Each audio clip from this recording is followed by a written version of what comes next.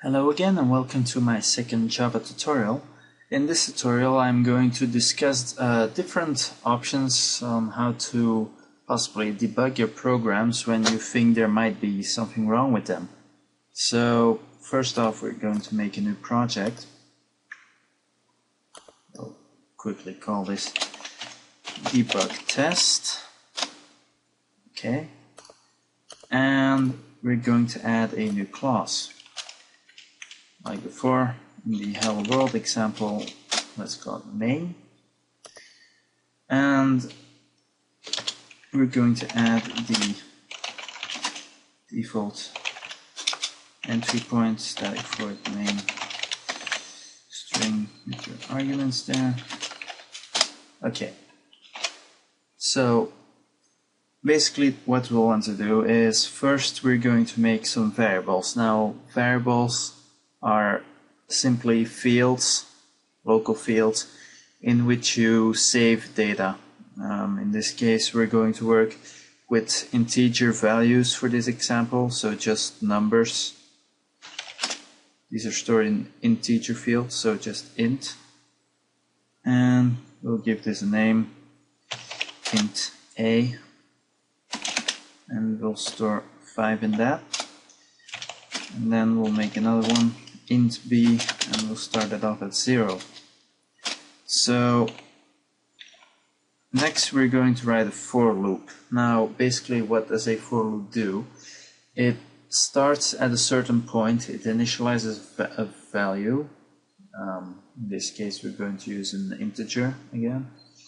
And then there's a condition that actually tells Java what it has to do with that. Well, it'll do certain things, and then as it comes to that condition, it'll check if it's true. If so, it'll continue. If not, it'll stop, exit the loop. So we're going to start by initializing our loop field, another integer. We'll start it off at 0. Next we're going to check which values it has to loop. In this case we're going to go to 5. So I has to be smaller or equal to 5 to continue the loop. And next we're going to increment the I variable by 1 by using the incremental operator here. These two pluses behind it. And then in the loop we're going to print out the current number. So I'm going to do a print line here, and let's say we want to show the first number in our variable a. I'm going to add a space, show the value in b, and next another space and show the value in I. Now of course these first two values in a and b, well, they're still the same as before. We're not actually doing anything with them after the initialization. So I'm going to add the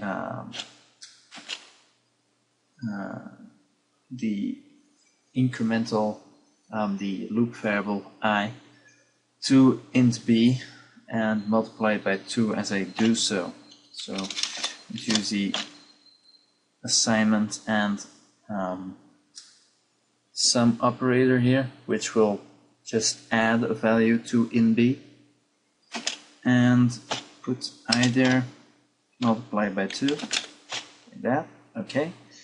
And when we run this, okay, save it, and when we run this, it'll show the output here nicely.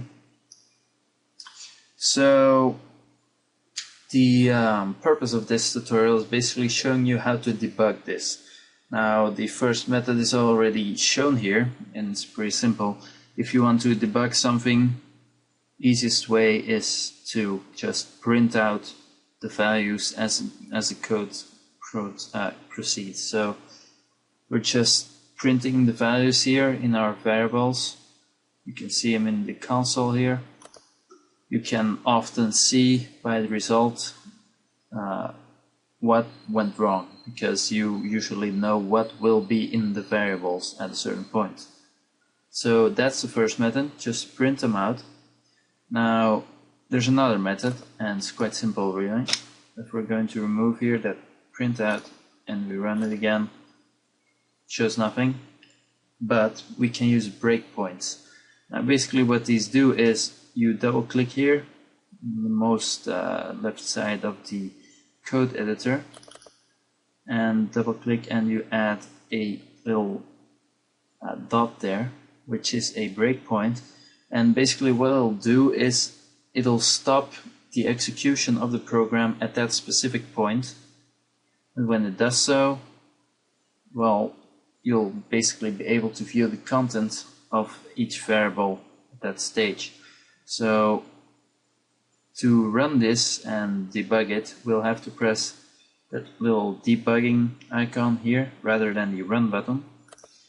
And when it gets to a breakpoint, it'll ask you to switch perspectives. Currently we're in the programming, in the Java perspective, which allows us to edit the code and everything.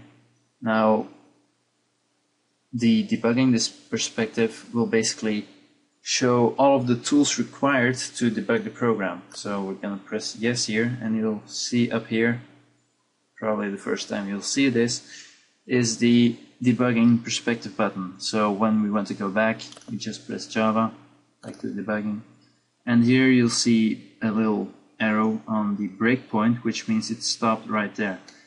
Now here in the debugging perspective we have a list of all variables. Currently you can see in int A we have the value 5, in B 0, and I 0. It's the first time here, so that's what we expected. Now if you want to continue, you just press resume, and it'll end back on that breakpoint as it's looping through the code in the for loop here. And you'll see it added 1 to I.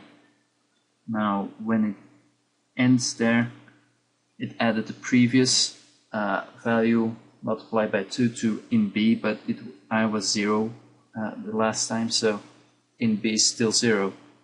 Now if we press play again, you'll see the value has been added to in B. You can also see it turns yellow here because it changed, and it goes on like that until the point that you leave the loop, which will be when I becomes larger than 5. You can also hover variables, which will show the content of it. And as you can see, we press resume again, I becomes 5, and it exits the loop. So that's basically how you can debug in Eclipse. So I hope this was helpful, and I'll see you next tutorial.